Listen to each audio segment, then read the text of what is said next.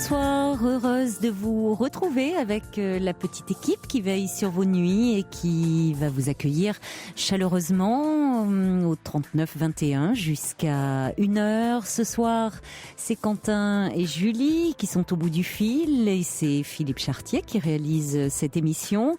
Alors si vous voulez témoigner, si vous voulez réagir à une histoire, 39-21, vous pouvez également nous envoyer vos courriels sur le site europe1.fr ou nous faire part de vos SMS au 7 39 21 en commençant vos messages par le mot nuit.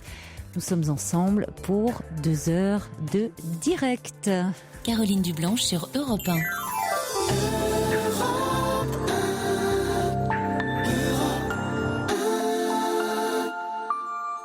Bonsoir Antoine. Bonsoir Caroline. Bonsoir.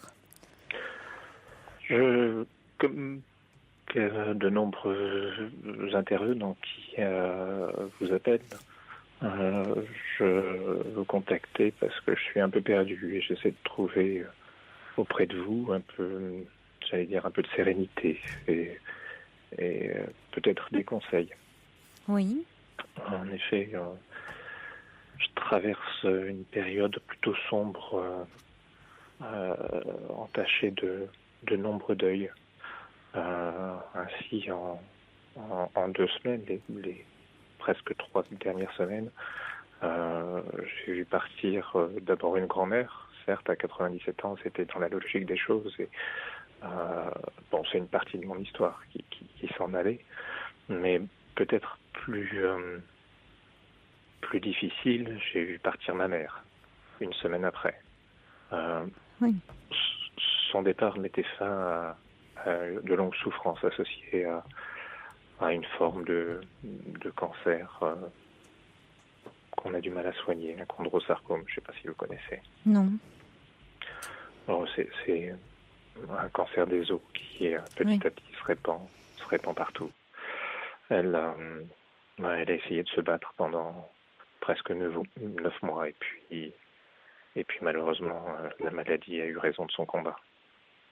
Et enfin, le lendemain des obsèques de ma mère partait la sœur de ma grand-mère et en l'occurrence ma marraine, personne dont j'étais assez proche. Et oui, c'est terriblement rapproché des femmes dont vous étiez évidemment très. Enfin, vous dites très proche, votre mère, évidemment, mais vous dites également votre marraine. Exactement. Exactement. C'était un peu... proche de ma mère, effectivement, oui. On avait, comme beaucoup, on a toujours tendance à reprocher beaucoup de choses à ses parents et parfois à sa mère. Mais bon, on avait eu des relations un peu conflictuelles, mais beaucoup d'amour quand même. Et c'est parce qu'on s'aimait qu'on avait ces relations conflictuelles. Mais c'est très troublant, oui. Ces décès de façon aussi rapprochée, c'est terrible à vivre pour vous. C'est assez lourd à porter, surtout que il y a un an et demi maintenant, je perdais une toute petite sœur, d'un glioblastome, d'un cancer aussi, une autre forme de cancer. À vrai dire, je pense que ce qui est arrivé à ma mère était une réaction à la perte de sa fille. Mais tout ça fait que la vie est un peu sombre, l'environnement dans lequel j'évolue est un peu sombre, et ces 4 événements se sont associés assez récemment à une nouvelle qui aurait dû me réjouir. Mais malheureusement, j'ai un peu de mal à l'apprécier à sa juste valeur, peut-être. Pour résumer un peu la situation, je fréquente depuis plus de 2 ans quelqu'un et nous nous sommes rencontrés alors que je travaillais à l'étranger. Elle aussi habitait à l'étranger, loin de la France. Et il y a un an, il a fallu que je revienne en France parce que j'avais perdu mon emploi là-bas. Donc, je suis rentré dans le Sud-Est. J'ai retrouvé un emploi. Et malgré la distance, nous avons continué à nous aimer en essayant de nous voir tous les 15 jours. Bon, j'ai la chance de pouvoir voyager et prendre l'avion assez facilement, et tous les 15 jours, je me faisais mes 6000 kilomètres dans la nuit du vendredi à samedi ou du dimanche au lundi pour revenir travailler. Et ça nous permettait de nous voir et continuer la relation qu'on avait.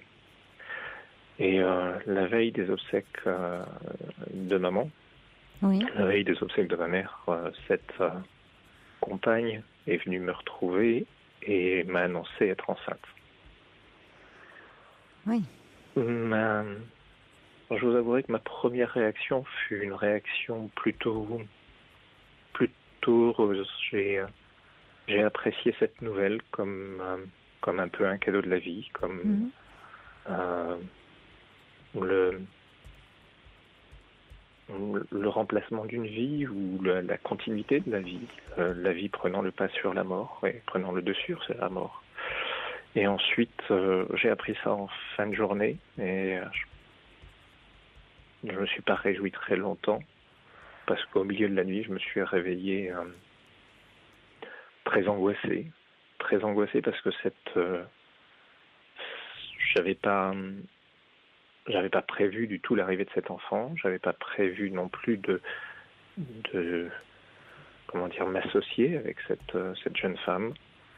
J'avais pas prévu de si rapidement m'associer avec cette jeune femme m'associer, c'est-à-dire devenir responsable de cette femme et responsable de notre enfant. Je pensais à pouvoir encore jouir d'une certaine liberté, et puis si elle venait me retrouver et qu'on puisse vivre ensemble en France, ou que moi je puisse aller la retrouver à l'étranger, qu'on puisse profiter d'une vie à deux en étant un peu plus léger que ne doivent l'être deux parents. Ce qui fait que, en plus, aujourd'hui, j'ai pas une vie qui permet d'assumer pleinement, comme pas pleinement, parce que je pense à avoir la chance d'avoir un emploi et d'avoir des revenus suffisants pour pouvoir assurer un minimum à une famille. Mais j'aurais aimé pouvoir m'installer un peu plus dans la vie pour pouvoir accueillir cette femme et cet enfant dans ma vie. Et aujourd'hui, après, j'ai appris cette nouvelle mardi 8 jours. Et je n'ai réussi à dormir correctement que la nuit dernière. Peut-être par fatigue, peut-être parce que j'ai réfléchi. Oui. J'ai essayé de mesurer le pour, le contre. J'ai peut-être dépassionné ma réflexion. Vous en avez reparlé avec elle ? J'ai très peu. Je dois vous dire que ma première réaction jusqu'à dimanche dernier était on ne peut pas garder cet enfant, je ne veux pas le garder. Ce qui était dur pour moi parce que ça allait un peu à l'encontre de certains préceptes, de certaines idées, d'une éducation aussi, de certaines croyances et de la foi que j'ai en la vie, qui pour moi doit être défendue coûte que coûte. Mais donc ayant proposé à ma compagne d'interrompre cette grossesse, on a eu des échanges assez violents et elle a une position assez tranchée en disant non, cet enfant je le garde. C'est le mien, le nôtre, je le garde. Oui. Donc ça a créé une certaine distance entre nous et je ne l'ai pas eue au téléphone depuis dimanche matin. Oui, forcément, ça a créé de la tension parce qu'elle s'est sentie, elle, agressée par votre demande et vous sentiez, vous étiez très angoissé aussi. Donc, il y avait d'où cette demande. Donc, à un moment, chacun est resté un peu sur ses positions. Tout à fait. Ce serait peut-être important que vous... Alors c'est vrai que la distance ne simplifie pas les choses, mais vous aviez besoin de ce temps aussi, un peu de réflexion de votre côté, parce que c'est pas facile de devenir père sans l'avoir choisi en quelque sorte. Parce que vous dites derrière cela... malgré votre première réaction, qui a été heureuse, Tout à fait. Ça compte, hein, ça, parce que la première réaction est importante. Et pourtant, elle était dans un moment ô combien particulier, singulier. C'était la veille des obsèques de votre mère. Oui. Vous auriez pu être complètement... c'est un moment... c'est très bouleversant d'apprendre ça. Et vous avez une réaction là positive. Après, qu'est-ce qui prend le dessus? C'est la peur. C'est la peur de quoi? Vous dites la peur au fond de la responsabilité, ce qui est bien compréhensible. J'ai souvent eu... Bon, j'ai souvent eu des soucis, j'allais dire, vis-à-vis de l'engagement. J'ai une quarantaine d'années, j'ai jamais été marié. Oui. J'ai eu des compagnes qui m'ont accompagné pendant longtemps. J'en ai une qui m'a accompagné pendant presque 15 ans, qui est rentrée dans ma vie. Elle avait 2 enfants. 2 enfants en très, très bas âge que j'ai vu grandir. Mais je me suis pas engagé avec elle. Et il est possible que j'ai une certaine réticence à l'engagement. Là, c'est un engagement un peu forcé, un peu contraint. Oui.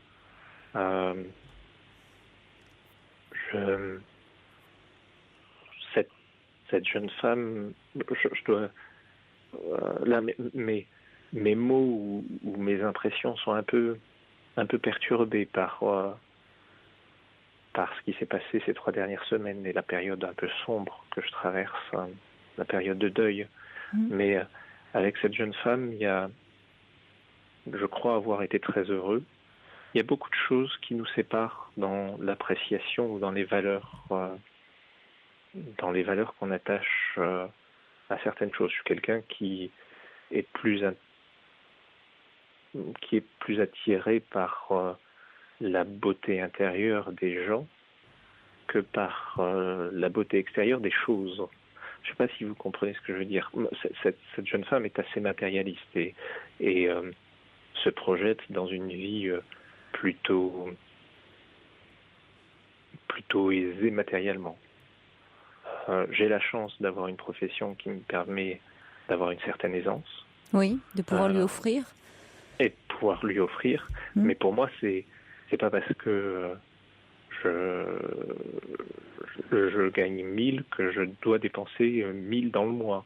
Oui. C'est pas parce que j'ai elle est d'origine slave et c'est peut-être aussi excusez-moi le raccourci, mais je crois que quand on a connu un peu la frustration, et elle l'a connue puisqu'elle était dans un pays, elle est d'origine d'un pays du bloc de l'Est et dans lequel elle a dû souffrir de certaines privations. Aujourd'hui, dès qu'elle a un peu d'argent ou beaucoup d'argent, un peu ou beaucoup, il faut le dépenser. J'ai une logique dans ma vie qui est un peu différente. J'aime les grands espaces, c'est une fleur des villes. J'aime certains sports, elle n'est pas sportive, mais ça n'empêche pas que on doit être complémentaires, parce que quand on est ensemble, je crois qu'on est bien. je crois qu'on est bien. C'est assez étonnant. Je l'ai amené à découvrir un peu la religion. Elle qui était anti-bondieuserie. Je l'ai. Bon, c'était il y a un mois, un peu plus d'un mois. Nous étions ensemble en France et je l'ai emmené découvrir un lieu de pèlerinage. Elle a trouvé ça impressionnant qu'il y ait autant de ferveur dans un lieu de pèlerinage catholique. Donc malgré ces différences, vous êtes en train de dire que vous dites que ça serait possible de faire un bout de chemin avec elle et peut-être plus. Enfin, ça ne serait pas incompatible. Et j'arrive pas à le savoir. Vous ne savez pas. Je crois qu'aujourd'hui, je ne sais plus. Il m'a semblé à une époque que c'était faisable.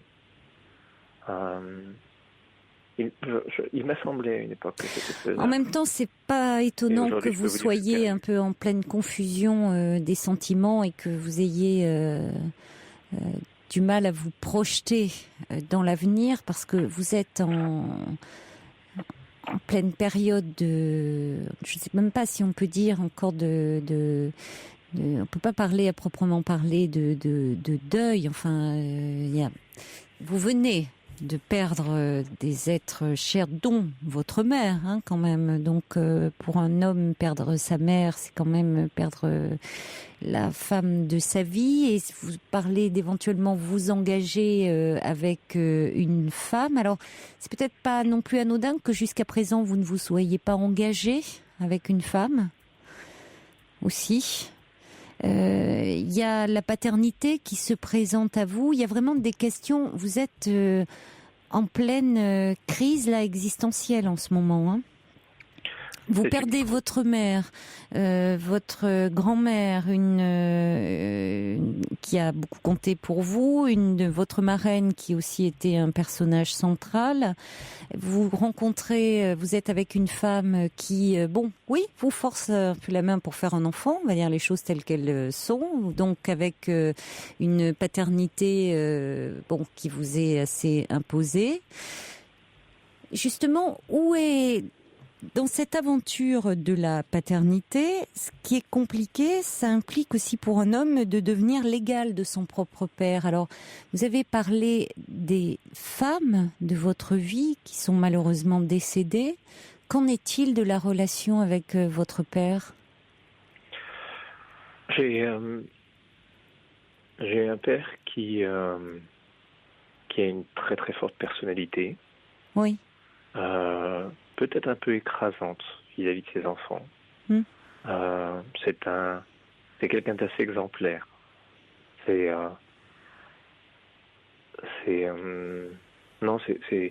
a le rôle de patriarche dans la famille. On a une grande famille un peu clanique.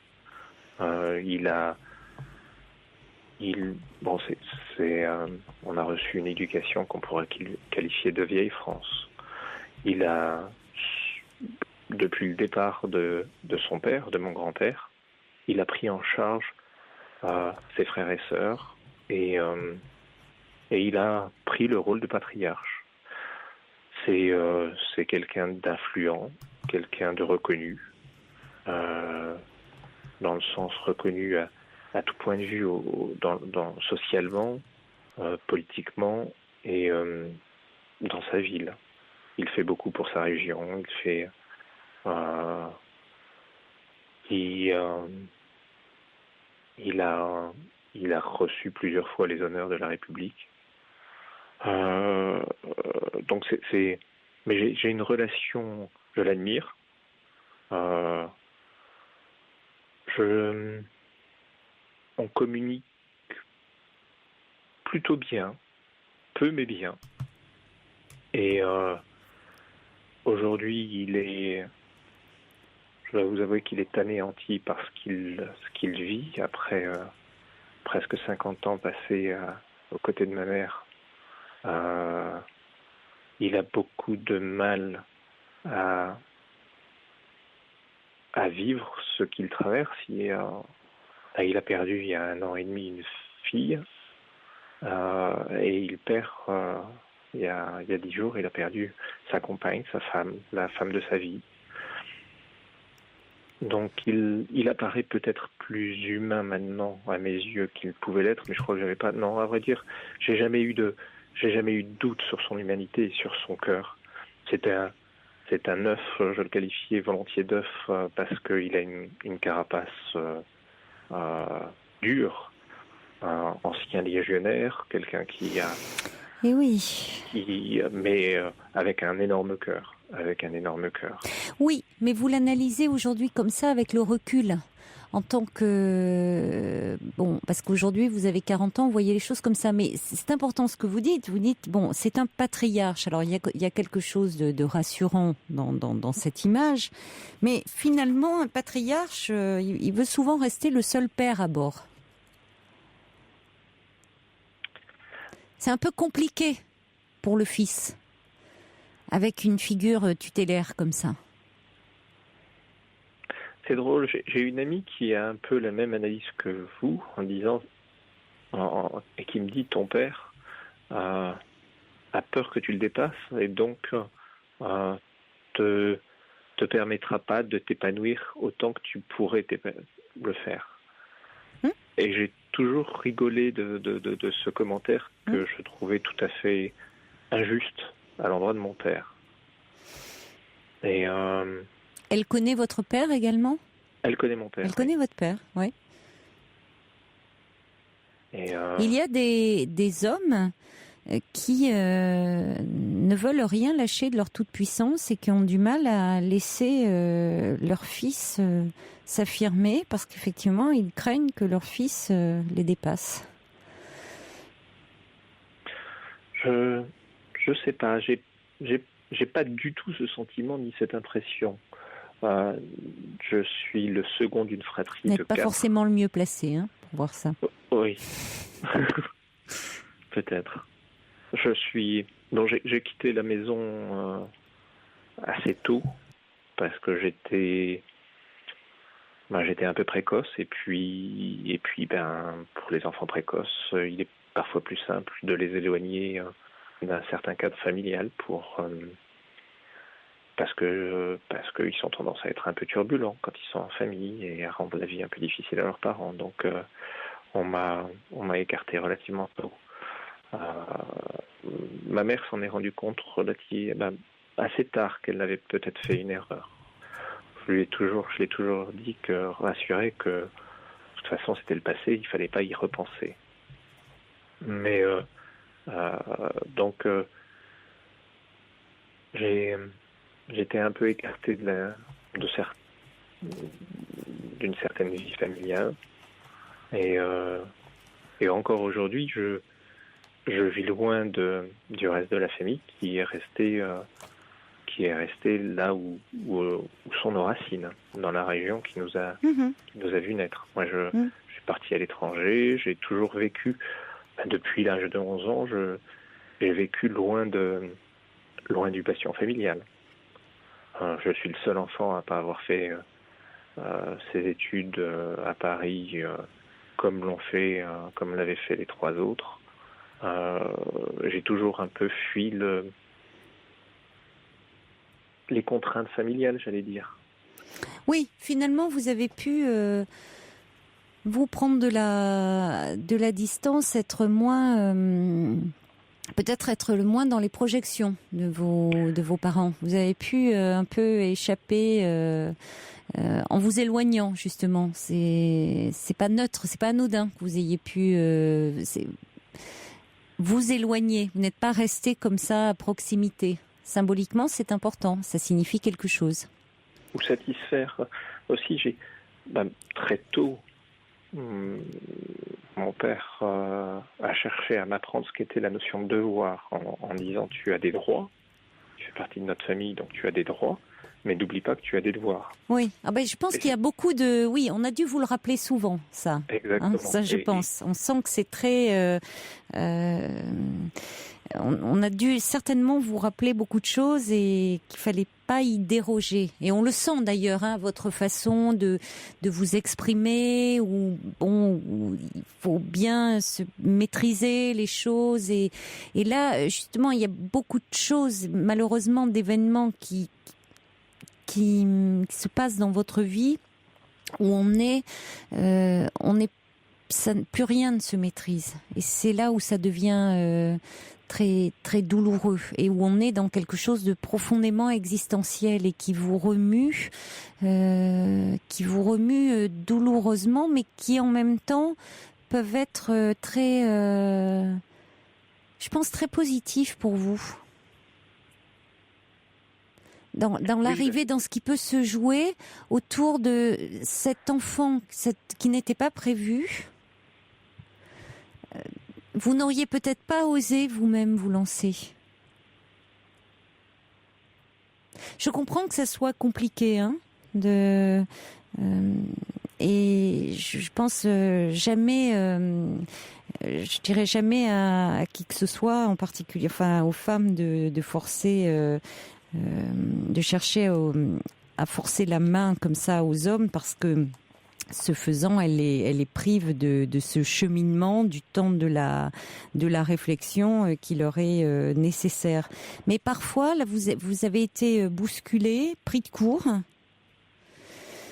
Alors, c'est vrai, un moment très bouleversant, mais peut-être que vous ne l'auriez pas du tout fait de vous-même, parce que vous auriez trop réfléchi. Et parfois, quand on réfléchit trop, on ne fait pas les choses. Ah, mais c'est un peu... C'est un peu ma caractéristique parce que j'ai tendance à analyser les situations et à vrai dire c'est aujourd'hui mon métier d'analyser les situations et de peser le pour et le contre et c'est simplement quand la situation est maîtrisée que que je conseille d'aller dans un projet, d'aller dans une direction ou dans une autre parce que le milieu dans lequel je travaille, on n'a pas le droit à l'erreur. Et donc là, c'est vrai qu'évidemment, vous êtes fait voler le temps de la réflexion et le temps de la décision. Mais peut-être que si vous aviez eu ce temps-là, vous n'auriez jamais pris cette décision. Donc, pour vous, il en est peut-être mieux ainsi. Et d'ailleurs, vous vous êtes dit, pensez à cette petite réaction que vous avez eue, qui n'est pas n'importe laquelle, c'est pas une petite réaction. La première réaction, elle était heureuse.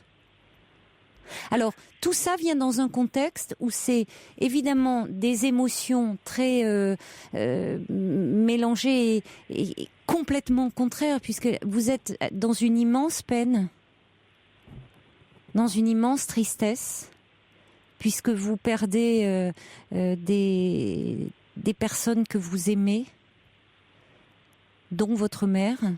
Donc vous êtes dans la douleur du deuil. Et puis en même temps, on vous parle de vie, de la vie qui s'annonce et d'un bébé, d'un enfant qui... Bon, alors c'est vraiment... C'est assez violent tout ça, psychiquement. Donc il faut vous donner le temps pour le coup de laisser les choses un peu évoluer et peut-être, si vous sentez que c'est un peu complexe, et d'aller en parler. Comme vous le faites avec moi ce soir, de poursuivre un petit peu l'échange. J'ai prévu d'en parler. Oui, je pense que ça vous fera du bien. Je suis... Oui, je suis... comment dire ? Je suis pas du tout réticent puisque j'ai tendance... je participe à une association d'écoute d'enfants en détresse. Mais... et on a des référents auxquels on raconte quand notre barque est trop lourde et qu'on n'arrive pas à aider les enfants qui viennent nous voir. On exprime nos douleurs parce qu'on essaie de récupérer la douleur de ces enfants et de leur expliquer qu'il ne faut pas être triste ou pas être douloureux ou pas être... Le but étant qu'ils ne soient pas suicidaires. Mais j'ai prévu. Alors allez. Un peu mon sac et puis m'aider dans cette réflexion, mais c'est vrai que je dors peu, donc je vous écoute relativement souvent. Nous avions déjà échangé il y a fort longtemps. Et c'est vrai qu'il faut que j'en parle, il faut que ça sorte, il faut que j'arrive à trouver ma voie. Malheureusement, aujourd'hui, il y a un petit bout qui est en route, qu'il va falloir que j'assume. Il va falloir que j'assume aussi sa mère. Mais écoutez, je crois qu'il faut vous donner le temps de la réflexion et ça peut pas se faire comme ça aussi rapidement. Donc allez en parler si je pense, puisque vous êtes prêt à faire cette démarche. Bon courage Antoine. Au revoir. Pour intervenir dans l'émission, appelez le 39 21 34 centimes la minute. Pour dialoguer avec Caroline Dublanche, envoyez nuit suivi de votre message par SMS au 7 39 21. 50 centimes plus coût d'un SMS. Bonsoir Anna. Bonsoir Caroline. Bonsoir. Je vous appelle parce que je suis un peu à la croisée des chemins. Là, je ne sais plus exactement quoi faire. J'ai rencontré il y a 4 ans à peu près quelqu'un qui ne partage pas vraiment ma vie parce qu'on est éloignés au niveau des distances. Donc on se voit le week-end et les vacances. J'ai 2 enfants de mon côté, donc tout s'est très bien passé au départ. Maintenant, ce sont des adolescents, donc les choses se passent beaucoup plus difficilement, même si les relations qu'ils ont avec leur papa sont plus que compliquées. Et là, je vois au fil du temps, alors que je pensais qu'un attachement allait naître entre nous et que même si au départ il y avait de l'amour, on allait pouvoir faire un bout de chemin ensemble, je me rends compte que on n'a plus grand chose en commun tous les deux et que même avec les enfants c'est compliqué. Oui. Donc, je voulais savoir ce que vous en pensiez. Mais c'est-à-dire que vous avez moins de sentiments pour cet homme ? Oui. Oui. Oui. Donc, vous voulez dire que vous envisagez éventuellement d'aller vers une séparation ? C'est quelque chose que vous envisagez ou vous vous posez des questions ? C'est quelque chose que j'envisagerais, si ce n'est que je crains la réaction de mes enfants puisqu'ils ont déjà été séparés de leur père très jeune et que ça a causé beaucoup de dégâts. Mmh. Donc, il y a aussi ce qui me fait réfléchir. Et puis en même temps, le fait de me retrouver seule m'amène aussi à réfléchir. Oui. Qu'est-ce que vous craignez le plus finalement ? Pour vous ou pour vos enfants ? Je pense que c'est les deux. Parce que vos enfants, vous dites que la relation se dégrade aussi entre cet homme et leurs enfants ? Et les enfants ? Oui. Oui, dans la mesure où ils deviennent adolescents et qu'ils ont besoin de prouver qu'ils existent et qu'ils peuvent aussi... je pense que c'est normal, c'est tout à fait normal. Lui, il n'a pas envie, quand il vient passer un week-end, d'avoir à faire le gendarme et d'être obligé sans arrêt de remettre des limites et des... Mais vos enfants voient leur père ? Très, très peu. Très, très peu. Donc cet homme, à un moment, aurait joué un peu un rôle de père par rapport à eux ? Enfin, de père. On va dire de beau-père, parce qu'il n'a jamais voulu jouer le rôle de père. Il est toujours resté à sa place. Mais en tout cas, il me secondait, on va dire. Mmh. En même temps, vous ne pouvez pas rester avec lui uniquement pour vos enfants. Non, je me rends compte. Déjà, c'est compliqué. C'est pas souhaitable s'il s'agit du père des enfants et s'il n'y a plus de véritable lien amoureux qui unit le couple. Alors, quand il s'agit pas du père ou de la mère, ça n'a pas véritablement de sens. Parce qu'après tout, s'il y a une complicité entre cet homme et vos enfants, ils peuvent se voir en dehors de vous, surtout adolescents. Oui, mais là, non, c'est plus vraiment le cas. Et je m'aperçois que j'appréhende les week-ends où il va arriver parce que ça devient très pesant. Donc, Parce que vous vous ennuyez ? à certains moments, j'ai l'impression que lui s'ennuie et que moi aussi je m'ennuie. Oui. Et vous ne crevez pas l'abcès ? Vous n'en parlez pas ? Non, c'est pas quelqu'un qui aime beaucoup communiquer. Et pourquoi, selon vous, les choses se sont dégradées comme ça ? Je pense qu'au départ, sa première épouse l'a quitté et que le fait de retrouver quelqu'un qui avait des enfants et tout, a fait qu'il a changé pas mal son comportement. Et puis petit à petit, je pense que les choses reviennent telles qu'elles étaient au départ. Telles qu'elles étaient, je veux dire, quand il était avec sa première épouse, puisque c'était les reproches qu'elle lui faisait. Oui, au fond, vous savez, c'est-à-dire qu'il vous en avait parlé quand vous l'avez rencontré, ce que lui reprochait sa première épouse. Oui. Et il faut toujours écouter les femmes. Hein. Oui, mais on pense toujours qu'on arrivera à changer. Eh oui, on le croit. On croit toujours ça. Non, mais je plaisante. Parfois on évolue, hein, heureusement. Mais en général, d'ailleurs, on se rend pas compte en racontant un peu nos expériences passées à nos nouveaux compagnons ou à nos nouvelles compagnes, ce que l'autre nous reprochait, qu'au fond, on parle de nos travers. Alors, quand on aime quelqu'un, on l'aime aussi pour ses qualités, pour ses défauts, mais parfois, ça peut être des choses qui rendent vraiment la relation pénible. Alors donc, comme vous dites, dans un premier temps, on fait vraiment un effort parce qu'on est dans la séduction, on se corrige, et puis chasser le naturel, il revient au galop. Hein. Voilà. Mais vous n'envisageriez pas d'en parler ? Qu'est-ce qui pose problème dans la relation ? Je pense que je vais en parler, mais quand on en parle, il se referme et puis... Oui, il doit avoir l'impression que le scénario se répète. Voilà. Il doit dire, tiens, finalement, l'histoire recommence, elles sont toutes pareilles à me reprocher les mêmes choses. Au lieu de se dire qu'après tout, si on lui fait toujours le même reproche, c'est quoi en l'occurrence ?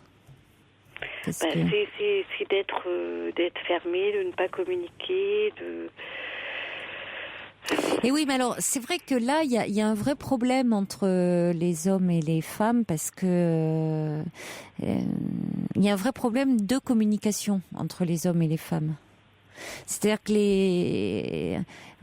les femmes, on a tendance à, quand il y a un problème, justement, à vouloir en parler, à s'en ouvrir, à s'exprimer, à exprimer nos émotions, nos sentiments, alors que les hommes, en général, après, mais quand même majoritairement, sont plutôt comme dans le repli. Oui, d'ailleurs, lui, il dit, en 20 ans de vie commune, je me suis jamais disputée avec ma femme. Et oui, et ils le brandissent comme quelque chose en disant mais il y a pas de problème, et on se dispute pas. Souvent, même on l'entend là à l'antenne des hommes dire je comprends pas, il y avait pas de problème dans mon couple, elle est partie alors qu'on s'est jamais disputé. Alors que parfois c'est bon de pouvoir se disputer, mais il faut aussi admettre que on ne fonctionne pas, entre guillemets, pareil. Et que c'est aussi ce qui fait que nous les aimons.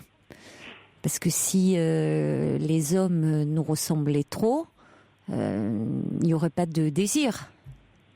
Oui. C'est aussi parce qu'ils sont différents. Alors on leur reproche de pas nous comprendre parce qu'ils sont différents, mais c'est aussi ce qui attire la différence, c'est ce qui nous les rend désirables. Alors souvent les hommes, quand ils sont comme ça, plus ils se sentent en difficulté, plus ils vont se replier sur eux-mêmes ou se noyer, parce que si vous voulez, vont plus être dans l'action que dans l'échange et la parole.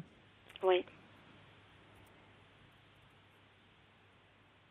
Mais ça ne veut pas dire que vous pouvez pas essayer de dire, mais c'est vrai que si vous lui reprochez de dire un homme, tu ne parles pas, vous allez encore moins le faire parler. Oui, c'est ça. Je ne sais pas comment aborder en fait la discussion, parce que si je pars tout sur le reproche, c'est pas un bon angle pour commencer la conversation. Non, parce que si vous vous ennuyez avec lui aussi doit s'ennuyer, je pense. Oui, je pense aussi. Hein ? D'ailleurs, ouais. Alors après, bon, de deux choses l'une, Anna. Soit vous avez encore des sentiments pour lui, et ça vaut le coup d'essayer quelque chose, de tenter quelque chose et d'ouvrir un peu quand même, de voir en disant bon, là si on continue comme ça, on va droit dans le mur. Enfin, avec vos mots à vous, hein, mais dire depuis quelque temps, on voit bien qu'il y a quelque chose qui va plus comme avant, et d'essayer de retrouver un peu la complicité que vous aviez, parce que dire sinon on est en train de se perdre. Et le simple fait aussi de mettre des mots là-dessus, de se rendre compte, lui aussi peut réagir, et de se rendre compte que se donner les moyens aussi de rendre à nouveau vivante votre relation. Soit vous n'avez plus de sentiments pour vous c'est intéressant pour lui, et là vous mettez un terme à cette relation, parce que si c'est la peur d'être seul, écoutez, c'est quand même dommage de rester avec quelqu'un par peur de rester seul. Hein. Oui, moi je trouve aussi.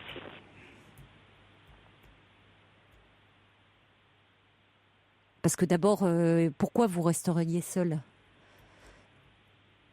Il n'y a pas de raison. Non, il n'y a pas de raison. Non, j'ai de profession où je rencontre. En plus. Personne. Donc, et puis, se sentir seul au sein d'une relation, je trouve que c'est la pire des solitudes. Hein. Il vaut mieux être seul, à la limite, si vous êtes seul, si vous êtes seul un temps, mais à ce moment-là, alors en plus vous avez la chance d'avoir un métier où vous faites des rencontres, vous sortez un peu, vous organisez votre vie comme vous le souhaitez. Alors que là, vous pouvez même pas pour le moment. Non. Et ce dont je prends conscience là, c'est qu'on peut être seul tout en étant en couple entre guillemets. Donc c'est pour ça. Donc après c'est selon et je crois qu'il faut vraiment que vous réagissiez davantage par rapport à vous, parce que vos enfants qui sont adolescents comprendront votre choix. Vous leur expliquerez. C'est-à-dire cet homme à qui ça fait 4 ans et demi qu'il est dans leur vie, mais vous pouvez aussi leur dire que si vous preniez la décision de vous séparer de lui, qu'après tout, vous ne les empêchez pas de continuer à avoir un lien avec lui s'ils le souhaitent. Oui, tout à fait. Qu'il n'ait pas le sentiment de revivre une séparation comme ça avait été le cas avec leur père. Je comprends votre peur aussi là-dessus. Je vous remercie beaucoup, Caroline, de m'avoir écoutée. Je vous en prie, Anna. Bonne chance, alors bon courage pour la suite. Au revoir. Au revoir. Pour parler à Caroline Dublanche, appelez le 39 21, 34 centimes la minute.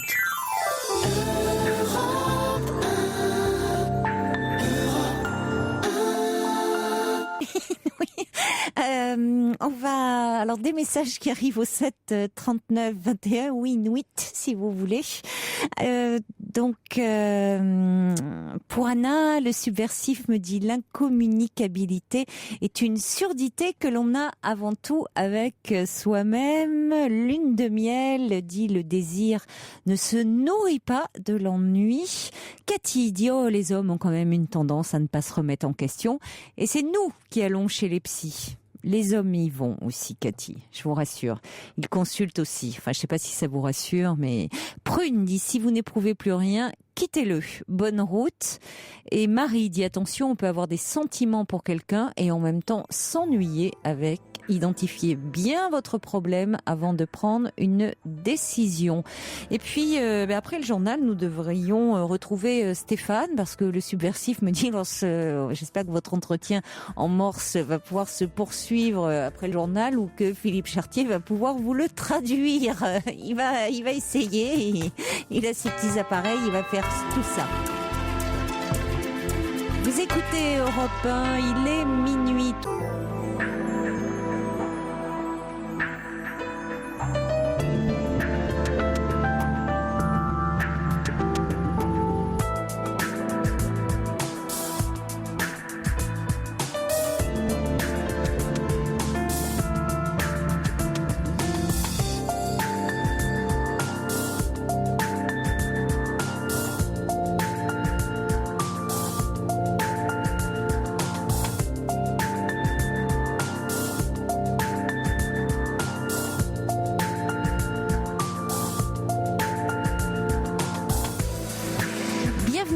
Si vous nous rejoignez sur Europe 1, cette émission est la vôtre. Vous pouvez parler de tout ce qui fait votre vie en appelant le 39 21. Nous sommes ensemble et en direct jusqu'à 1h. Vous pouvez réagir aussi à tout ce que vous entendez en appelant ce même numéro. Vous pouvez également nous écrire sur le site europe1.fr ou nous envoyer vos SMS au 7 39 21.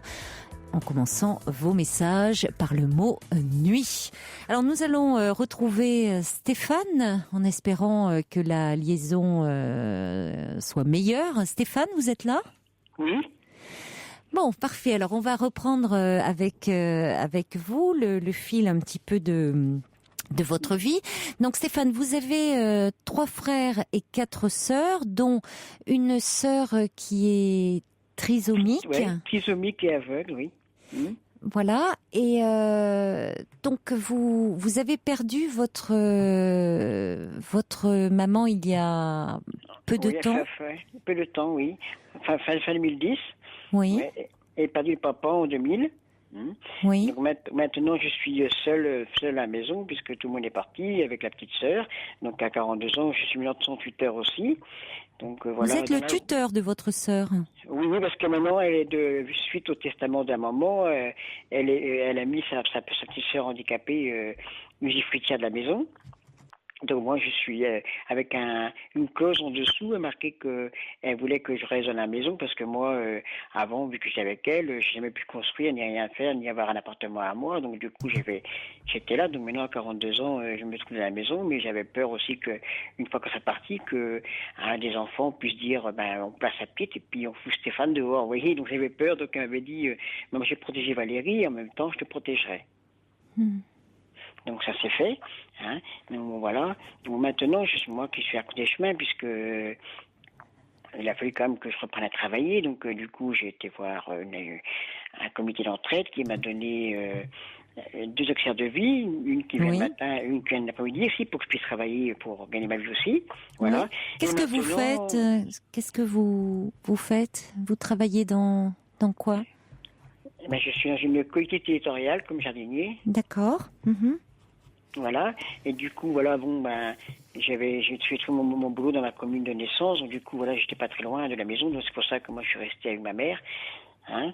Et voilà, donc maintenant, là, je suis à côté des chemins parce que je vais lancer ma nouvelle vie, puisque Non, il y a beaucoup de trucs. Comment on peut partir en vacances quand moi je prends des vacances cet été, mais comment on peut faire si on veut partir en vacances et qu'on veut laisser la maison à des auxiliaires de vie comme ça.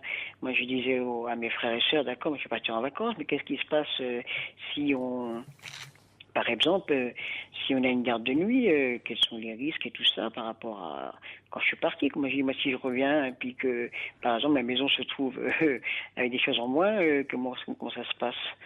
Pourquoi vous craignez ça, que les auxiliaires de vie vous volent? Il n'y a pas de raison. C'est une inquiétude, quoi. Ouais. Oui, mais il n'y a pas de raison. Les auxiliaires de vie, s'il y avait ce type de problème qui survenait, à ce moment-là, vous feriez un signalement et elles seraient sanctionnées. Hein. Elles risqueraient de perdre leur emploi. Oui, c'est vrai, ouais. Ouais. Elles dépendent, elles sont pas comme ça, elles travaillent, elles dépendent d'une structure, ouais. Elles savent que si elles commettent ça, c'est un délit, d'autant plus dans le cadre de leur travail, et de toute façon, et donc elles peuvent y perdre leur emploi, donc ça a quand même des conséquences graves. Ouais. Donc je comprends que ça soit pas évident pour vous de laisser rentrer des gens dans votre maison, puisque jusque-là, c'était toujours vous qui vous êtes occupé de la petite, comme vous l'appelez, de votre sœur. Oui. Mais en même temps, il faut bien que vous puissiez un peu vous aérer, partir et souffler un petit peu. Bah oui, puis moi j'ai fait une fois, parce que j'avais un frère qui était resté un week-end, j'ai dit si toi tu es là, moi je vais partir. Je suis parti un week-end, et une fois que je suis parti un week-end, il y a un sentiment de culpabilité qui s'est mis en moi. Je me suis dit, tu laisses ta soeur tout seule. C'était pas facile, quoi. Parce qu'on était tellement, elle et moi, même si elle parle pas, si elle dit pas, il y a une grosse fusion entre elle et moi, parce que c'est une relation, même si elle parle pas, rien. Elle ne parle pas du tout? Elle parle pas du tout, non. Non. Elle a quel âge? Eh ben, elle a 39 ans cette année. Vous voyez? Et donc, elle n'a jamais été dans un centre. Elle a jamais été avec. Si, quand elle était jeune, elle a été dans des écoles spécialisées, tout ça. Mais à partir de 20 ans, il n'y a plus rien qui puisse. Il n'y a plus d'établissement pour accueillir ce style handicapé. Oui. Hein. Et donc maintenant, c'est vrai que c'est compliqué pour les adultes. Malheureusement, après c'est les services de psychiatrie qu'on leur propose et qui ne sont pas du tout adaptés pour ce type de handicap tel qu'est la trisomie. La psychiatrie n'est pas du tout adaptée. Alors on trouve pour les enfants, les adolescents, mais quand ils deviennent adultes, c'est vrai que c'est problématique. On n'a rien proposé dans la région, les auxiliaires de vie, qui viennent. Il y a pas de structure qui pourrait. Si vous voulez, il y a une qui pourrait lui faire du bien au niveau même un peu éveil et parce que dans le contact avec les autres aussi. Ça pourrait être important aussi pour elle. Ouais, mais de toute façon, là, il y a une lueur d'espoir qui se fait, parce que dans quelques mois, voire maintenant, les finances de la commune ne sont pas encore tout dégagées, mais ils ont dit qu'il y allait avoir une masse, donc une maison d'accueil social qui va se faire, et des gens qui disent que c'est plus un handicap lourd, donc peut-être que là, je pourrais peut-être passer la sœur quand je partirai, moi. Oui. Parce que je pense que c'est un établissement comme ça, mais ça met du temps à se construire, à se mettre en place. Donc j'ai encore pas 2 ans facile avant que ça se fasse. Et puis les listes d'attente sur ces établissements-là sont souvent pleines avant même d'être construites, quoi. Parce qu'il y a beaucoup de demandes, quoi. Donc c'est pour ça que moi j'essaierai les premières gardes de nuit au mois d'août, on verra bien comment ça va se passer. Mais c'est important que vous vous relayiez avec vos autres frères et sœurs, parce que même si vous êtes le tuteur, vous n'avez pas à porter seul la responsabilité de votre sœur. C'est-à-dire quand vous vous dites quand même Stéphane, que vous vous accordez une semaine de vacances et que vous culpabilisez, vous voyez, là, ça va pas. Vous avez besoin de retrouver de l'énergie vous pouvez pas non plus sacrifier totalement votre vie personnelle. Ben oui, c'est Alors c'est vous pour ça n'êtes que jamais sorti de la famille, hein? Non, jamais. Vous n'avez pas quitté, vous passez au fond de votre mère, de vos parents à votre sœur maintenant. Voilà, j'ai Bon. toujours Ben oui, fait ça. mais- J'ai toujours fait passer les autres avant moi, vous voyez. Eh oui, mais c'est aussi une façon de ne pas vous occuper de vous, hein. Ouais. Alors, c'est vrai que c'est compliqué parce que quand il y a un enfant handicapé, il y en a deux apparemment dans votre fratrie. Bon, ça mobilise beaucoup l'attention des parents. Votre mère y a dépensé beaucoup de temps et d'énergie, et puis il y avait beaucoup d'enfants. Vous me dites que vous étiez très proche de votre mère. Ouais, Donc, proche de ma mère. Elle vous a chargé aussi de cette mission en vous désignant comme tuteur. Donc Bah, c'est ça, aussi ouais. lui rester être loyal, hein, vis-à-vis de votre Voilà. mère. Bah oui, c'est une promesse que j'ai faite. Bon, Oui, c'est une peu de promesse. temps avant qu'elle parte, donc c'est une promesse forte pour moi aussi, quoi. Bien sûr, mais vous la respectez, votre promesse. Pour autant, Ouais. vous n'avez pas promis à votre mère de ne plus avoir aucune vie. Ben non, ça j'ai pas promis. Je lui ai dit, ben une fois que ça sera parti, ne t'inquiète pas, ta fille sera toujours bien à l'abri, Voilà. oui, voilà. Moi, je m'occuperai d'elle pour son bien-être, son confort jusqu'à la fin de sa vie, quoi. Voilà. Mais maintenant, Mais- non, c'est moi qui, maintenant ça me pèse sur moi, et moi, maintenant, ben, c'est plus rien, quoi. C'est vous vous en imposez plus encore qu'on vous en avait demandé. Mais on vous en a Voilà. demandé certainement déjà beaucoup. Ouais. Bon. C'est pas facile. Hein. Ben, voilà, c'est pour ça que je voulais vous en parler, parce que je me suis dit, sûrement que Caroline me donnera une solution. Je pense qu'elle va me dire, ben, plus vers l'avant, un peu plus d'énergie, vas-y. Oui, je pense qu'il faudrait vraiment que vous vous autorisiez à faire des choses pour vous. Vous le savez Ouais. au fond. Vous le savez, mais vous avez du mal à le mettre en place parce que vous êtes toujours occupé des autres. Et ce qui est une façon, finalement, un peu de dire, bon, ben comme ça, j'ai pas à m'occuper de ma vie. Voilà, ouais. Hein? Donc c'est à moi de faire partir ce sentiment de culpabilité quand je laisse ma soeur tout seule, quoi. C'est à moi de me dire, ben voilà, de toute façon, maintenant, il y a des personnes qui peuvent s'occuper d'elle hors de toi, parce Voilà. qu'elles sont spécialisées, quoi. Elles sont spécialisées, elles sont professionnelles pour s'occuper Mhm. d'elles. Il y a Mhm. aussi vos frères et sœurs qui peuvent se relayer, parce Ouais, qu'après mais tout... eux, par contre, ben, moi, j'ai personne dans la semaine. Ils sont tous, ils sont plus dans la commune de naissance. Il y a beaucoup qui sont à 30, au maximum 30 km d'ici, donc ils rentrent que le week-end. Des fois, bon, ils sont avec moi maintenant le week-end, des fois, pour me soutenir aussi un petit peu, mais bon, c'est pas tout le temps. Mais une fois, c'est le week-end, je me retrouve tout seul. Je me suis dit, ben voilà, t'es bloqué toi aussi. Voilà, c'est pas facile. Hein. Mais bon, on va faire Bah, avec. écoutez, au moins le week-end, hein. Oui. Au moins le week-end, parce qu'après tout, il n'y a pas de raison que ça repose uniquement sur vous, encore une fois. C'est leur sœur également. Ouais. Hein. Et puis voir les démarches de temps en temps pour auprès de cette maison dont vous me parlez, pour que elle puisse avoir même dans la journée des activités avec d'autres personnes handicapées, d'autres personnes trisomiques. Ça pourrait lui faire aussi beaucoup de bien de rencontrer, d'avoir des échanges avec d'autres. Parce que ça pourrait aussi l'ouvrir un peu, créer un peu, l'éveiller. Ah, Oui. peut-être, ouais. Et De oui. toute façon, parce que comme elle fait rien tout seule, donc Mais il y a c'est lever, le les problème. toilettes, la nourriture, tout ça à donner, oui. Ben oui, Voilà. parce que alors il y a différents degrés, hein, évidemment dans la trisomie.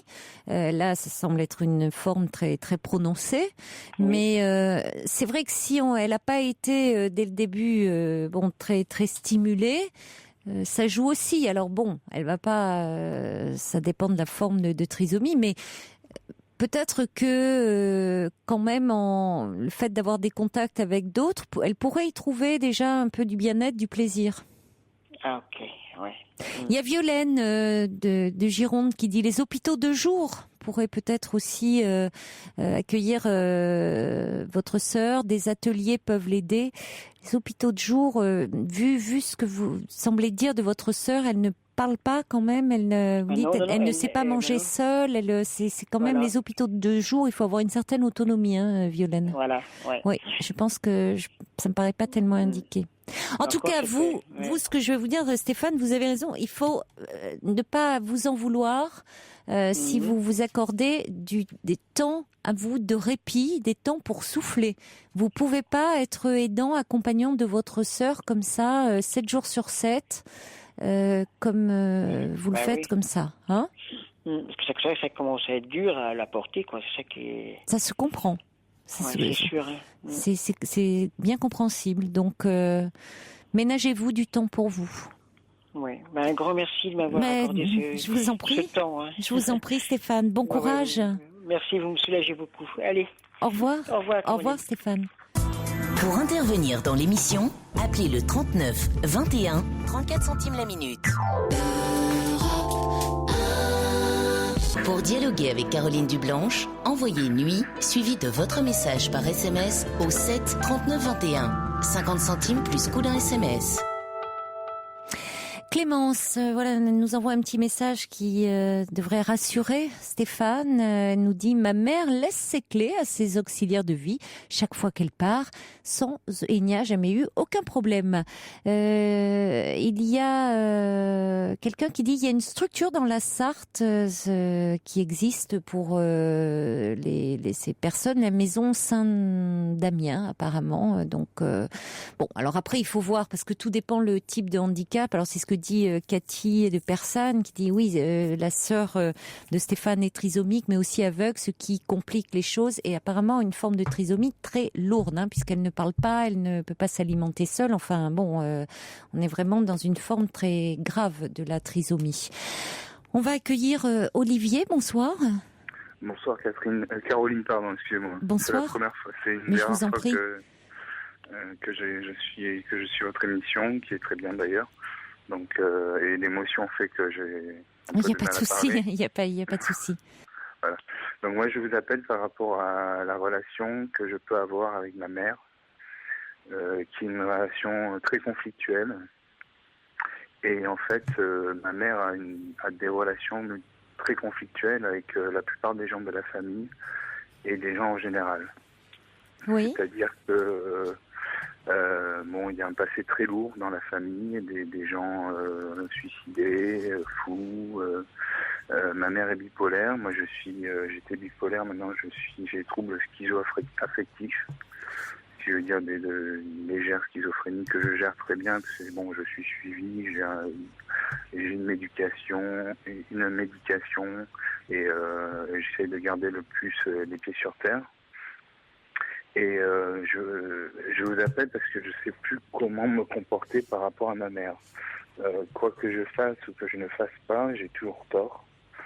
Elle me reprend sur le moindre détail, même quand j'ai raison. Elle croit que j'ai tort, mais j'ai raison. Quand j'ai tort, je sais reconnaître mes torts. Je dis excusez-moi, c'est vrai, mais quand j'ai raison, je sais que j'ai raison.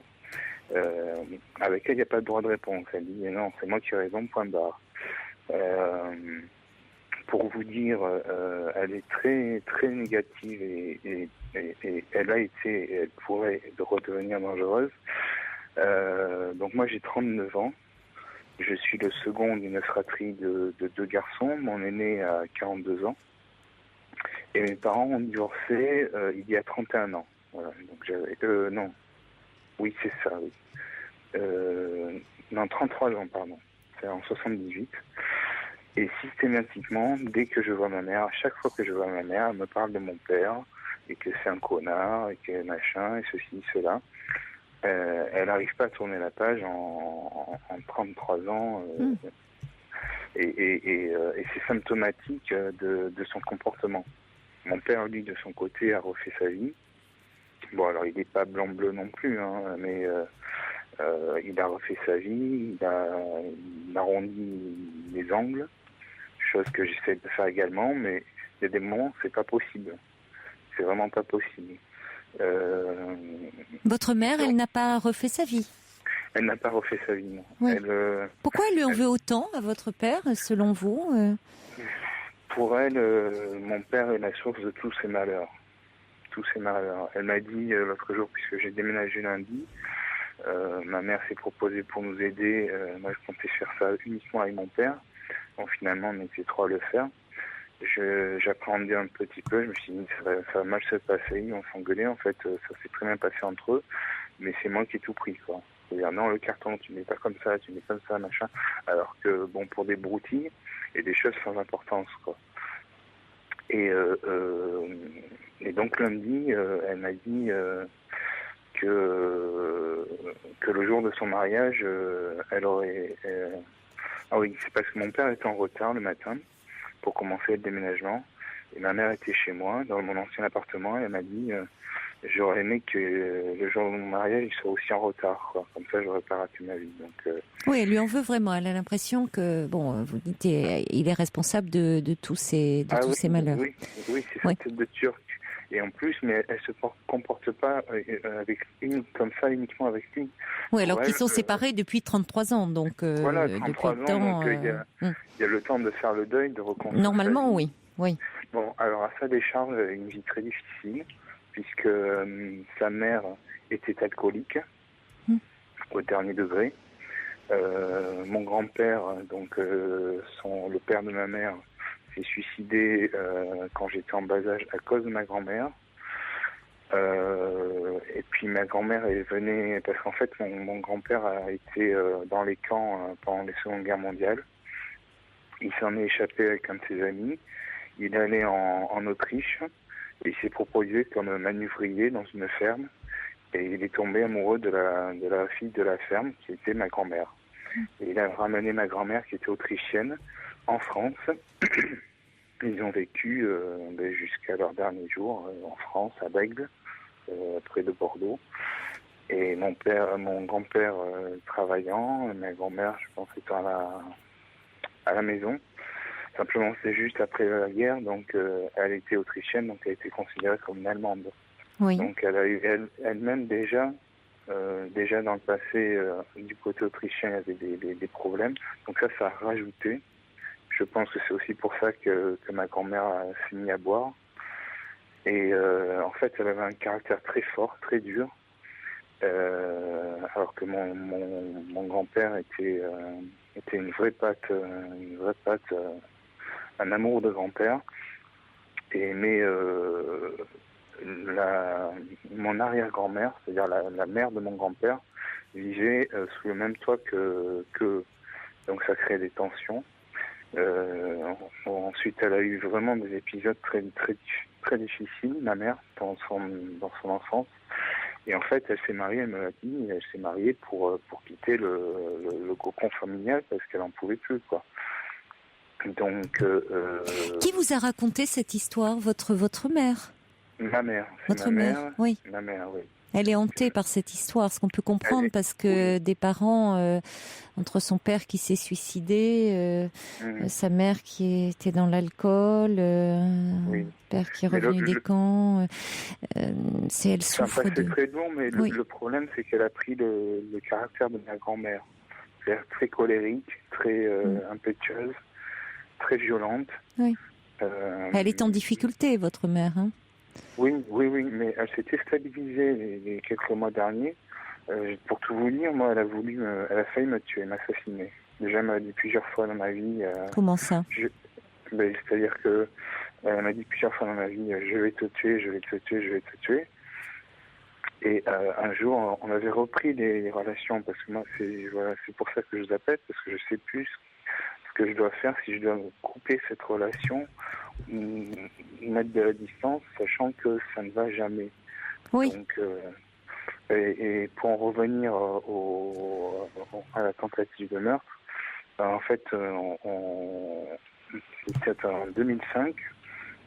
Bon, on avait des rapports qui étaient plutôt... j'ai peut-être pas dire le calme-plat, parce que c'est jamais le calme-plat, mais bon, le calme avant l'intempête.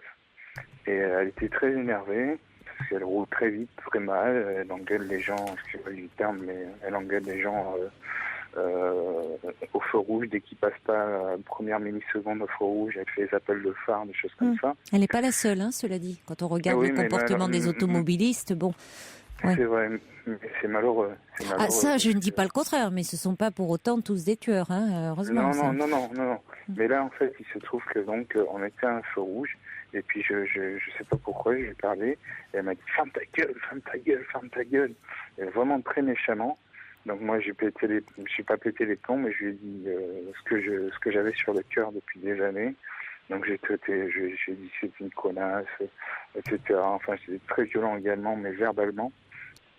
Et ça, je retenais ça depuis des années parce que justement, on pouvait pas lui dire, on pouvait rien lui dire. Et donc, je suis sorti de la voiture, j'ai pris un chemin de traverse pour rejoindre mon domicile. Pour moi, l'affaire était réglée, je voulais juste rentrer chez moi. Et en fait, elle m'a poursuivi en voiture et elle s'est arrêtée, elle m'a acculé à un mur à l'angle d'une rue. Et s'est arrêtée, la voiture à 30 cm de moi, les yeux injectés de sang. Sachant que avant moi, il y avait sur le même trottoir, il y avait un jeune homme noir qui marchait derrière moi. Et elle a entendu, il m'a dit au début, elle a failli me foncer dessus parce qu'elle croyait que c'était moi. Donc suite à ça, elle est descendue de la voiture et elle a téléphoné à la police en disant que j'avais tenté de la tuer. C'était évidemment le contraire. Donc moi, j'ai téléphoné également. Là, tout ce que je voulais, c'est rentrer chez moi. Oui. Et oui, voilà, ça vous étiez choqué, évidemment.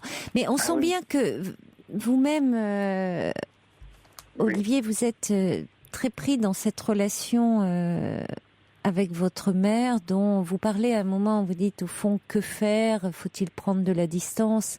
Oui, bien évidemment qu'il faudrait prendre de la distance. Prendre de la distance avec cette mère qui est la mère de votre enfance, qui est la mère, au fond, qui encore vous effraie, qui est cette mère toute puissante, qui est cette mère destructrice, vous voyez.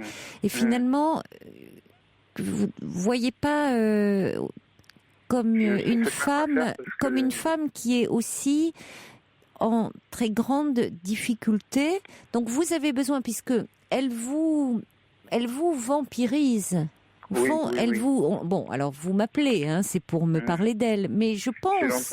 J'ai longtemps réfléchi avant de vous appeler, mais c'est vrai que là, ça devient possible. Oui, mais parce que je pense que dans votre vie, votre mère est également omniprésente parce que vous n'arrivez pas à vous détacher d'elle, et c'est compliqué, hein, quand on a ce type de relation. Ce qui se passe, c'est que je me rappelle très bien quand on était petit. Donc moi, mes parents ont divorcé, j'avais 6 ans. Mon frère aîné 9 ans. Et donc on est allé habiter chez notre mère. Et je me rappelle très bien que un jour, elle était malheureuse. C'était un dimanche matin, elle était au lit. Et nous, le dimanche matin, on allait la réveiller, comme tous les enfants. Et elle était très mal en point. Elle pleurait. Elle disait... jurez-moi que vous ne ferez jamais de mal à une fille, etc. Et moi, je l'ai pris pour moi. Et j'ai pris aussi le rôle du médicament, en fait. L'enfant médicament, au niveau psychologique. C'est-à-dire que j'ai sacrifié beaucoup de choses pour soutenir psychologiquement ma mère, quand bien même elle me rabrouait et comme elle continue à faire, quoi. Et là, j'ai 39 ans, j'ai envie de refaire ma vie, j'ai vécu, plus ou moins, mais j'ai vécu. Je suis plus ou moins autonome, matériellement ça va. Bon, psychologiquement, c'est vrai que je manque de confiance en moi parce que c'est vrai qu'elle me vampirise et surtout, elle peut être dangereuse, quoi. Je sais que quelque chose de terrible, elle m'a avoué que déjà quand elle parlait de ma naissance, elle disait toujours, et dans les réunions de famille, hein, elle disait que j'étais tellement laid que la première fois qu'elle m'a vu, elle m'a reposé sur le pèse-bébé, sur le porte-bébé. Alors que tout le monde dit que je suis quelqu'un de très beau, enfin très beau, qui est du charme. Oui, mais vous êtes dans quelque chose. Tout ça, il faudrait en parler. Vous voyez, vous êtes laminé par tout ça. Oui. Ça, vous ressassez, vous ruminez tout ça. Il serait important que vous en parliez dans un travail thérapeutique. Je pense que ça, déjà, vous avez eu l'occasion de le faire, puisque vous dites, il y a eu des... J'ai fait une psychothérapie déjà. Oui, mais il est important de travailler ce lien avec votre mère, parce que bien sûr qu'il y a une distance, peut-être, comme le dit Brigitte, là, qui vient d'envoyer un petit message géographique, si vous pouvez apprendre, mais aussi psychologique par un travail personnel, hein, de vous protéger, Mélodie, de distendre un peu la relation. Sophie dit on n'a qu'une mère, certes, mais enfin, il faut parfois un peu couper les ponts pour se protéger. Oui, mais couper les ponts, alors, prendre un peu de distance, c'est-à-dire en tout cas avec cette mère que vous avez qui est souvent ces parents, les images de parents de l'enfance, qu'on imagine encore tout puissants et donc avec parfois, quand on a des relations de ce type-là, avec un pouvoir destructeur qu'ils n'ont plus forcément, mais qu'on leur donne. Donc il est important de travailler là-dessus, de pouvoir prendre de la distance là-dessus, parce que sinon vous vous laissez dévorer. D'autant plus que vous êtes dans une grande ambivalence, à la fois elle vous fait peur, vous avez peur de son pouvoir de destruction, et à la fois vous voulez, vous dites cet enfant en médicaments, l'aider, la réparer de son histoire. Oui, c'est ça. Alors vous naviguez entre ces deux extrêmes. Mais le problème, c'est que avec elle, c'est tout ou rien, quoi. C'est-à-dire oui, mais vous aussi, du coup. Et je suis bien d'accord que enfant, c'est le parent qui initie la relation, toujours. Hein. En revanche, adulte. C'est l'enfant. Adulte aujourd'hui, vous êtes adulte aujourd'hui. Et vous pouvez travailler sur ce lien et prendre de la distance avec votre mère. Donc il faut aller dans ce sens-là, Olivier. Bon courage. Bon courage. Bien. Au revoir. Merci Caroline. Merci de m'avoir pris. Je vous en prie. Bonne soirée. Au revoir. Pour dialoguer avec Caroline Dublanche, envoyez nuit suivi de votre message par SMS au 7 39 21. 50 centimes plus coût d'un SMS.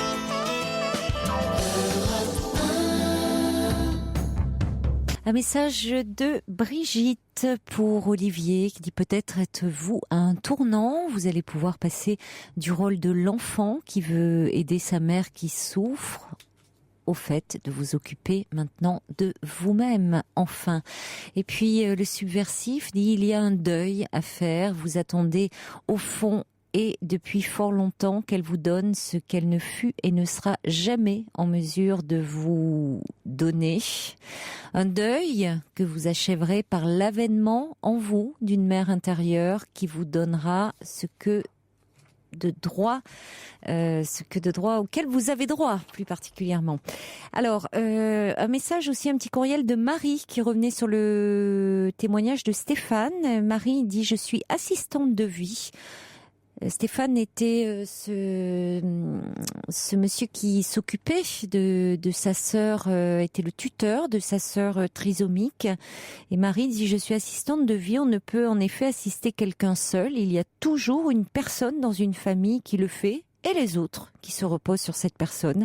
C'est la question de la responsabilité. Mais quand on se retrouve dans cette situation, il faut demander de l'aide aux structures car elles sont nombreuses. Bon courage à Stéphane. Bonsoir Eliane. Bonsoir Caroline. Bonsoir. Ben voilà, je vous appelle parce que j'ai beaucoup de soucis. Hein. Et alors ça va pas être très gai bien sûr après Olivier parce que... Mais je vous en prie, pas forcément pour faire dans la gaieté, hein. On est là pour vous écouter.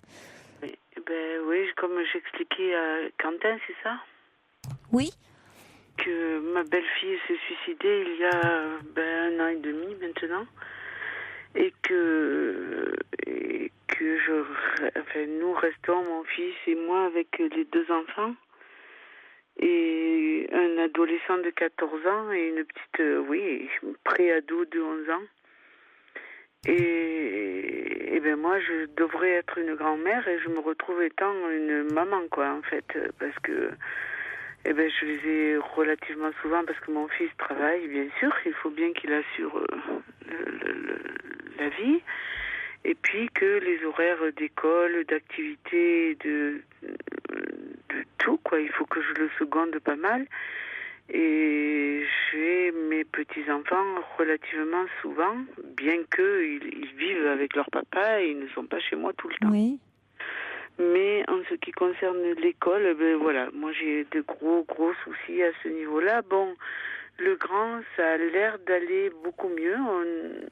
Alors lui, il a absolument pas voulu d'aide psychologique, il n'a pas voulu de psychologue. Alors quand vous dites le grand, rappelez-moi son âge. 14 ans. 14 ans, d'accord. Voilà.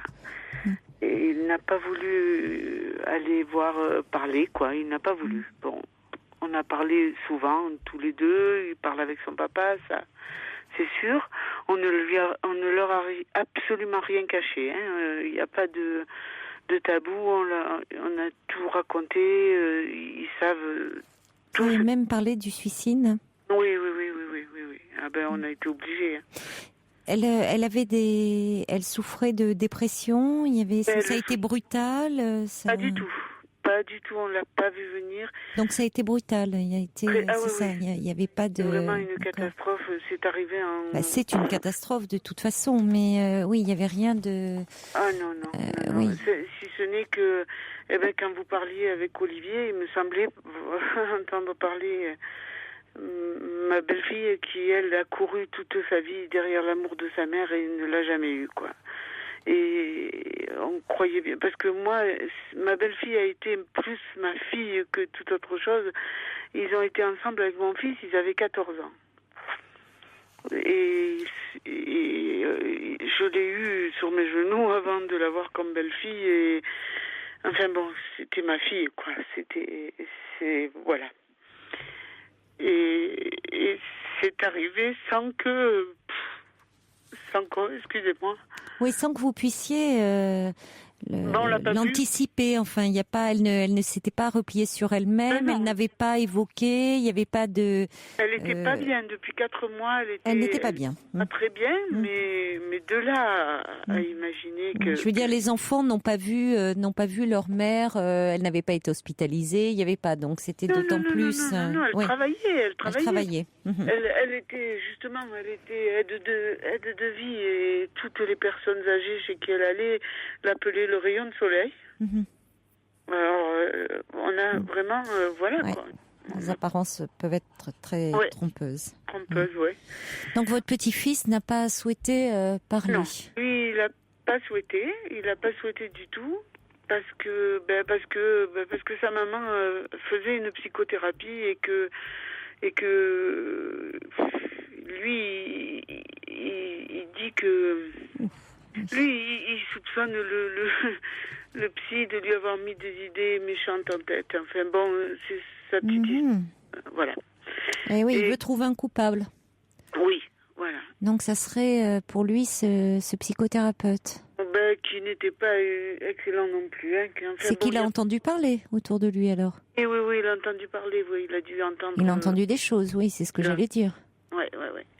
Mais c'est embêtant. Et c'est embêtant, mais... C'est embêtant parce que ça peut fermer des portes sur la possibilité de pouvoir parler. Je lui en ai beaucoup parlé, j'ai essayé de lui en parler. J'ai eu la chance de rencontrer le docteur Ruffo, qui est venu dans notre ville faire une conférence. Et j'ai eu la chance de lui en parler et j'ai parlé à mon petit-fils, je lui ai dit, tu sais, on va aller à la... Il a pas voulu. Après, j'ai laissé traîner des livres, il m'a dit, c'est ce monsieur qui est venu, peut-être que tu vois, lui, j'aurais parlé. Mais bon, maintenant, c'est un peu plus compliqué, quoi. Mais lui... Oui, mais on peut aussi, il faut lui expliquer qu'il y a des personnes qui peuvent être aussi bien que le docteur Ruffo, qui est un grand spécialiste, mais même si, vous voyez, ils ne sont pas forcément connus ou intervenir dans des conférences. Mais c'est bien d'avoir ouvert cette porte-là. C'est-à-dire que vous avez bien fait. Ça permet de dire, mais ça montre aussi que il a besoin de focaliser votre petit-fils dans ces cas-là, de trouver, comme souvent dans un tel drame, il faut trouver un responsable. Donc lui, il s'est trouvé, c'était le psy qui suivait sa maman. Bon, ça aurait pu être un médecin si elle avait été malade. En l'occurrence, là, c'était ce psy, elle allait parler de ses problèmes. Il savait que le psy, c'est quelqu'un à qui on va parler de ses problèmes. Il n'a pas aidé, puisque sa maman a décidé de mourir. Donc, au fond, dans sa tête d'enfant, il a raison. Il a raison. Bien sûr que non, il n'a pas raison dans le fond, mais il s'est dit, il n'a pas su l'aider, donc il est responsable. Hein? Mais bon, donc, pour en revenir, lui, moi j'avais très peur parce qu'il est en 4e et que c'est une classe difficile et que... en fait, ça n'est pas trop mal sorti. Oui, mais quand même, il aurait redoublé. Hein. Oui, non, c'est pas un drame. Savez, non, mais moi... non, ça aurait même pu qu'il y ait une chute qui redouble. C'était pas... Oui, bien sûr, c'est pas un drame. Non. Non. Mais mais par contre, alors, voilà, c'est ma petite fille qui l'a depuis elle, qui est aidée, donc qui va chez la psychologue tous les mercredis. Ça fait 4-5 mois là que elle fait une régression terrible. Alors l'école, n'en parlons pas, ça a été vraiment pas bien, quoi. Oui. En plus, elle est vraiment dure, quoi. Elle est colérique, elle est très jalouse de son frère. Elle dit que j'aime que son frère. Elle dit que son papa, voilà, il y a que le grand qui compte. Enfin bon, quand elle est dans ses accès de colère, après elle peut être très douce et très très câline et très très proche de moi. Mais voilà, et là alors en plus elle veut plus se séparer de nous, mais même pas. Elle ne dort que chez moi ou chez son papa, quoi. Elle ne veut alors pas. qu'auparavant, elle arrivait à aller dormir chez des petites amies. Voilà, ouais. L'année dernière, on avait réussi à... Bon, ça avait été un petit peu dur les 2 premiers soirs. Elle avait fait un stage d'équitation. Ça avait été un petit peu dur, mais comme mon fils avait expliqué, les monitrices avaient dormi à côté d'elle, porte ouverte, quoi. Donc ça s'était bien passé. Et puis là, il y a eu un voyage en fin d'année. Les CM2 chez nous, il y a une dizaine de classes qui partent à Paris pour un voyage de 6 jours à Paris. Et elle voulait pas y aller. Oui, mais Eliane, il y a qu'elle soit dans une attitude régressive en ce moment, qu'elle réagisse. Enfin, c'est compréhensible. À la limite, il faut qu'il y ait des choses qui s'expriment. Hein. Oui. Je crois que c'est inévitable, d'une façon ou d'une autre. Oui. Elle a perdu sa mère et dans des circonstances tragiques. Eh oui. Donc, pour la mort pour un enfant, elle a 11 ans, votre petite fille. Oui. Donc, ça s'est passé il y a 18 mois. Vous savez, avant 10 ans, un enfant a du mal à intégrer le caractère définitif de la mort. Oui.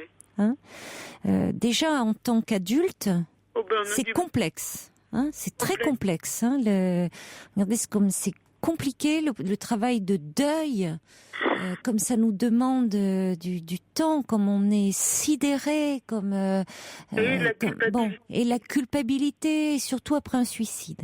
Oui. Pour un enfant.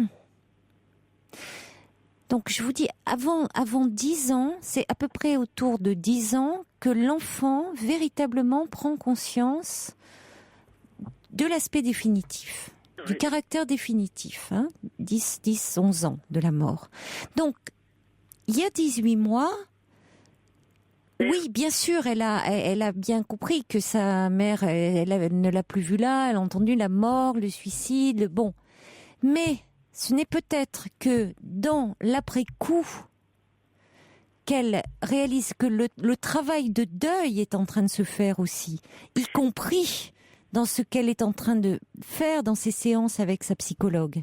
Un travail de deuil qui est celui de sa mère va prendre du temps. Et donc cette phase qu'elle est en train de traverser, que vous qualifiez de régressive, certainement à juste titre, est une étape. Voyez ? Et où, oui, forcément, il y a une chute de ses notes scolaires. Oui, elle a du mal à se séparer de vous parce que la mort, dans ces cas-là, est vécue comme c'est une séparation et comme un abandon. Oui. D'autant plus quand il y a suicide, où finalement, comme si le parent décidait au fond de partir, d'abandonner. Donc, elle reste collée à vous. Et puis, de toute façon, quand un enfant perd un de ses parents, il a souvent très peur, c'est ce qui est évoqué dans les thérapies, pas en famille, parce que c'est trop dur de dire ça, un peu culpabilisant. Mais dans les thérapies, c'est très souvent évoqué. Ils ont très peur que l'autre parent vienne à mourir aussi. Ah oui. Qu'est-ce qui se passerait si voilà. Oui. Elle me l'a dit, elle m'a dit, moi je veux pas que toi ou papa, surtout papa. Voilà. Mais ça, c'est quelque chose qu'on retrouve. Hein, c'est-à-dire que son univers, à un moment, son univers, papa, maman. Maman n'est plus là. Et si papa venait à disparaître à son tour? Eh oui. Bon. Donc elle est dans cette angoisse. Donc il faut toujours rester près de vous, ne pas se séparer, comme si, voilà, si elle se séparait, que pendant cette séparation, il se passait quelque chose. Bon. C'est un peu inévitable, c'est ce travail qu'elle est en train de faire avec ce pédopsychiatre va l'aider. Il faut donner le temps. La psychologue, là, nous a dit, il faut absolument cette fois, il faut qu'elle aille à Paris, il faut qu'elle y aille, elle y est allée. Oui, d'accord. Ça a été un peu dur, hein, je vous avoue. Oui, mais elle a encouragé, oui, à ce qu'elle se sépare. Et ça a été un petit peu dur, mais elle est revenue finalement, elle était contente de tout ce qu'elle a eu, quoi. Elle nous a raconté tout ça. Et là, cet été, elle nous a dit, ne comptez pas que je m'en aille cet été, c'est fini. D'abord, mamie, toi, tu dis qu'il faut que je travaille, alors bien sûr. Moi, je lui ai dit qu'il fallait... Enfin, bon, après, vous verrez avec sa psychologue, mais peut-être... Là, à Paris, c'était avec les autres camarades de classe. Ah oui. Oui, alors ça, c'est important pour ne pas la marginaliser par rapport aux autres camarades de classe. Pour l'été, c'est important, c'est une petite fille qui a été très durement éprouvée. Ah oui. C'est important qu'elle reste quand même dans un cocon, qu'elle retrouve... Elle a perdu une sécurité, sa sécurité affective, sa mère. Donc pour l'été, qu'elle retrouve un environnement le plus sécurisant possible. C'était différent, là c'était une sortie scolaire. Bon courage Eliane, pour vous, votre fils et vos petits-enfants. Au revoir. Très belle nuit à vous. Il est maintenant 1h sur Europe 1.